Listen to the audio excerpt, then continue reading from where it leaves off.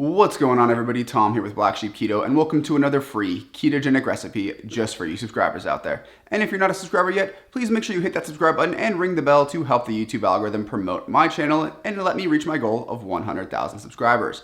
Now today we're going to be making a ketogenic take on a lobster bisque, and this involves a few different steps. Obviously there's some things that are going to a normal bisque that aren't keto, and we're going to swap those out a little bit, but also I wanted to do this in a way that expedited it. So as we go through this recipe, I'll tell you guys the real proper way to do things that is a bit more time consuming, and the way that I like to do it to save myself some time, because both you and I, we got busy lives, we can't spend hours making a soup. Now, as always, guys, the full written recipe and macros will be down in the description box below, as well as some ways to support the channel if you choose to do so. But with that, let's get rolling on today's video. Now, to start things off, you're going to need a pretty large saucepan full of boiling water and 2 4-ounce lobster tails. I will put the gram equivalent on the screen right now. Now, as I mentioned in the intro, we're going to be doing some things for the sake of time, but if you're going to be using this to make your lobster stock, go and use it between 4.5 and 5 cups of water. If you're not going to be making the lobster stock yourself and you're going to be buying the store-bought stuff, which we'll get into later, you can use whatever amount of water you want. Just make sure it's taller than the lobster tails. So go ahead and put your lobster tails right in here, and then you're going to boil them for between 5 and 7 minutes. You definitely don't want to overcook the lobster, otherwise it'll be really tough when you get it into your soup later on. So I like to kind of watch the shell color. When it turns bright red and it's been 5, 6, 7 minutes, you know it's time to take them out. Now at this point, our lobster tails are pretty much done to go. It's been about 5.5, 6 minutes at this point, and they are this bright red color. So I'm going to go and remove them from the boiling water and just put them on a plate here. Now there are a couple things to note. If you want to make your own lobster stock instead of using pre-made stuff like we're going to be doing, I'm just doing that in the interest of time. But should you want to do that, just go and remove the meat from the shells here. Make sure you devein the meat at some point as well, but return the empty shells back to this pot of boiling water for between 30 and 45 minutes. You'll get a nice lobster stock that way, and then just season it with some salt to taste. Again, I'm going to be using some store-bought stuff for the interest of time, but if that's something you wish to do, it's just the empty shells back in there for another 30 to 45 minutes. Now, since I already have some seafood stock that I bought at the store, I'm going to go ahead and discard this water and catch up with you guys with the next phase of our ingredients. So now we're going to actually start the soup part of our lobster bisque, and that requires a pretty large soup pot. Now this one is definitely overkill, but you'll want a decent sized pot for this next part. And in there we're going to toss 4 tablespoons of butter. Again, I will put all the equivalents on the screen as we go through it. Then we have 1 medium onion that I've nicely diced up. It's easier to cook if these are finely diced, but since we are going to be pureeing this a little bit later, it doesn't really matter. Then we have 2 ribs of celery, again, chopped up pretty finely. 1 teaspoon of dried thyme. I know a lot of people like to use fresh herbs for this type of stuff, but I find thyme hard to work with because you have to remove so many sprigs to get the leaves. It's a very time-consuming process. And then the last thing is 1 teaspoon of dried tarragon. And the reason that I'm using dried tarragon instead of fresh tarragon is I find tarragon to be very hard to find fresh. But if you can find it fresh, I would use the same exact ratios. But for me, it's just a lot easier to use the dried stuff. And since we are going to be cooking it with the onion, celery, butter, it has time to kind of hydrate. It might not provide as much flavor, but keep in mind that the dried stuff, you will get more in a teaspoon than the fresh stuff. So I find that it kind of balances out.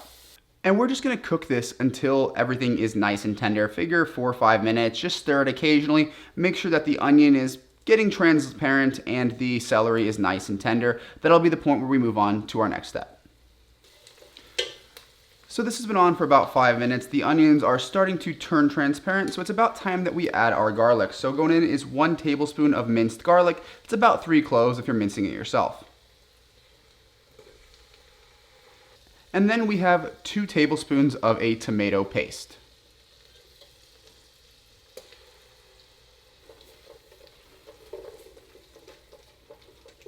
Now let this simmer for about 1 more minute, and I'm going to go ahead and get these spices that we'll be adding to this. And in the meantime, you guys should go down to the description box below and check out all of the awesome offers from our channel supporters, such as Golden Ratio Coffee. If you visit blacksheepketo.com/coffee, you can get 15% off my favorite cup of coffee. And I'll be right back with the spices. So in front of me here, I have all of the seasoning and thickening ingredients that are going to be going in here. But what we'll do is we'll combine them inside of one of these little containers before we put it in. So just mix all your spices in a bowl or whatever before you add it. This is going to help the thickening agents not clump. So let's go through this. Now right here, I have 1/8 teaspoon of ground cayenne or red pepper, whatever you prefer.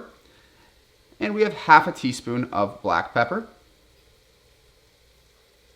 Then we have 1 teaspoon of pink salt. Now we're going to get into our thickening agents. So right here I have 1/4 teaspoon of xanthan gum.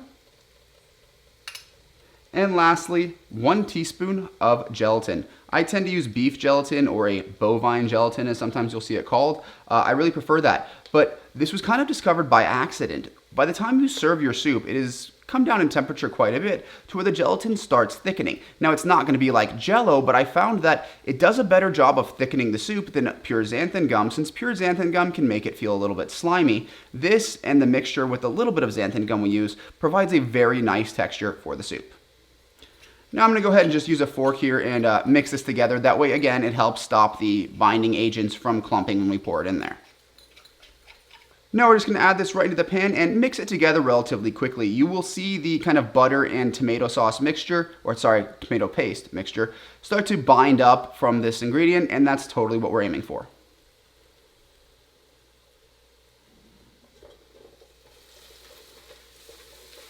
So now that all of our spices and everything like that is in this giant pot, it is time to get to most of our wet ingredients. So right here I have 1 cup, or again, I'll put the milliliter equivalent on the screen, of a Sauvignon Blanc.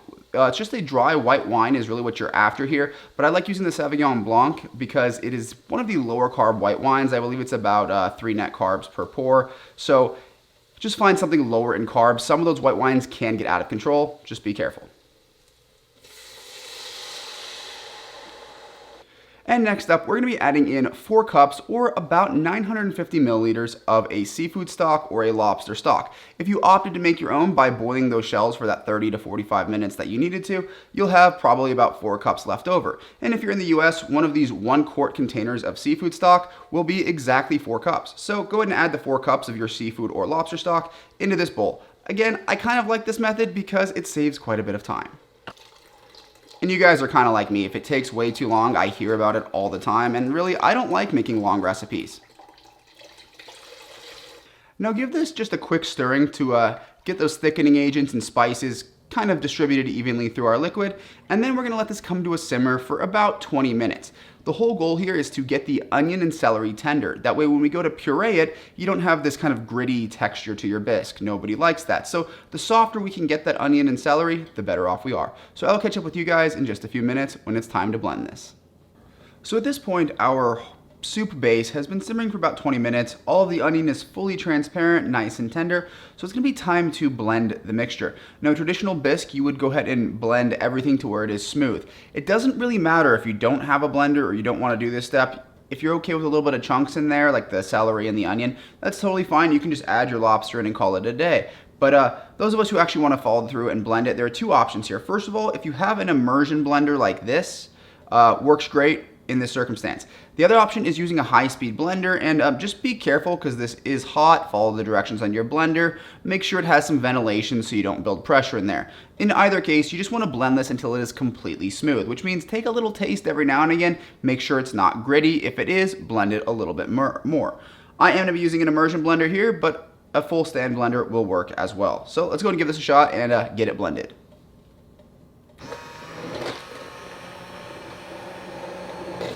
So at this point, I've blended in all of the onion and celery. You may notice the color is not quite as orange as a traditional bisque, and that's since we did not put carrots in this. Obviously for glycemic index reasons, it won't be quite the same color, but I feel like the flavor is still there without the carrots. You just don't get that awesome orange color. In any case, at this point, I like to add in my heavy cream. So what I have right here is 1 cup of heavy whipping cream. And if you're doing this in a blender, you can go ahead and pour it in there as well, or just return it back to a pot and mix it in by hand. Whatever's easier, just get 1 cup of heavy whipping cream right in there. And to save time, I'm gonna use my blender to mix it. And for anyone wondering, those immersion blenders can be picked up for like $25, $30 on Amazon. Really not that expensive and a lot cheaper than a high-speed blender. If you actually don't want to buy something like that, those immersion blenders are a lot cheaper.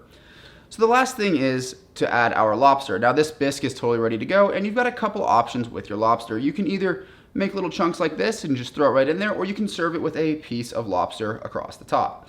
Now, just a reminder, if you guys have not worked with lobster before, there is going to be a black vein that runs right through here. You're gonna wanna remove that. That's full of things you don't wanna eat. So make sure you remove that vein before you serve it. But at this point, we'll go ahead and throw that in there, get it plated up, and I'll put the finished product up on the screen right now before I catch up with you all for the taste test. So now that you guys have seen the recipe and the finished product, it is time for the taste test. Now you see this bowl right here is the same one from the photos you probably just saw. I took a few, not sure which I'm gonna use. And we've got our nice little lobster tail there and some of our bisque. So let's give it a taste.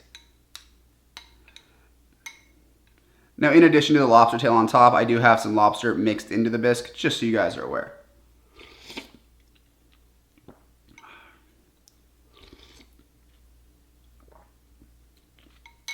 That's a good soup. Now for a ketogenic take on a lobster bisque, this is amazing, and I think we nailed the texture, which was quite honestly the hardest part. The color might be a little bit off since we weren't able to use the carrots, but the flavor profile built by the onions, celery, seafood stock, tomato paste, and especially that white wine, it still creates a wonderful flavor profile, and I don't think you're actually gonna miss the carrots that would normally go into this. So for me, I'm gonna call this recipe a massive success. I love soups. There aren't a lot of recipes for keto soup out there, so it's something that I really wanted to do. Now, as always, guys, check out the description box below for the full written recipe and the macros, as well as links that you can use to help support the channel and get the ingredients for this recipe. With that, it is time to go ahead and close the video. So if you like this video, please leave it a like. If you have any questions, comments, anything like that from me, leave them down in the comment section. Make sure you hit the subscribe button. And as always, before we go, I have to give a big shout out to my supporters over on Patreon, since if you guys haven't noticed, I am shooting on new cameras, still trying to figure them out, but it was a bit of an investment. So thank you to all of you. And with that, I will see you all in the next one.